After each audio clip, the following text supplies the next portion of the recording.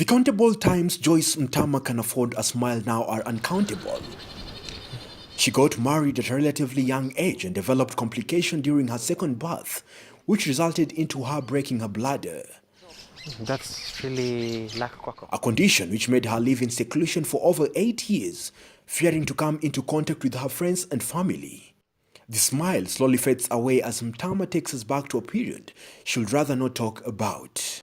It was 2006 when I was giving birth. I just had a home delivery. I didn't go to the hospital. And so I don't know what happened. I don't know what that mama did to me. But after that, some times, I started leaking stool.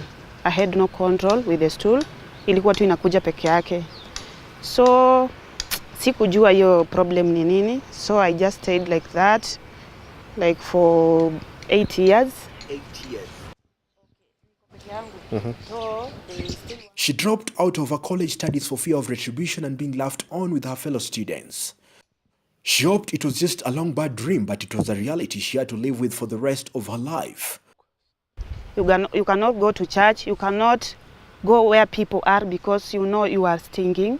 Every time the stool is coming out and you know that smell, you can't sit wherever people are. Fistula, the single most dramatic aftermath of neglected childbirth, affects more than 3,000 women yearly in the country, while more than 300,000 continue to live with this condition locally, as an estimated 2 million live with this condition worldwide, which regulates their freedom. Any woman who is going through labor can actually get obstructed labor. If obstructed labor is diagnosed in time and action is taken, then you prevent that woman from getting a fistula. It is a degrading condition which makes it difficult to control long and short calls.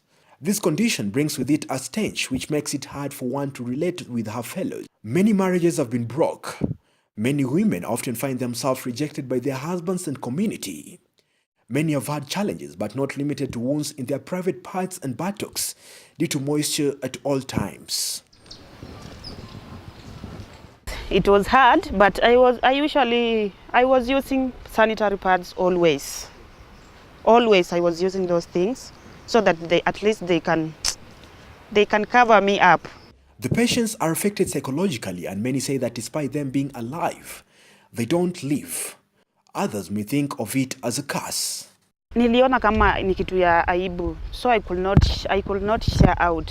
The community has already judged them, and they are already stigmatized.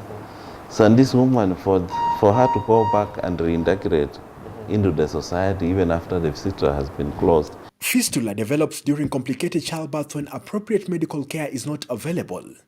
Other causes may include female genital mutilation, early marriages, and most importantly, poverty. Yet fistula can be prevented and treated by improving access to obstetric care and by developing fistula repair surgery program.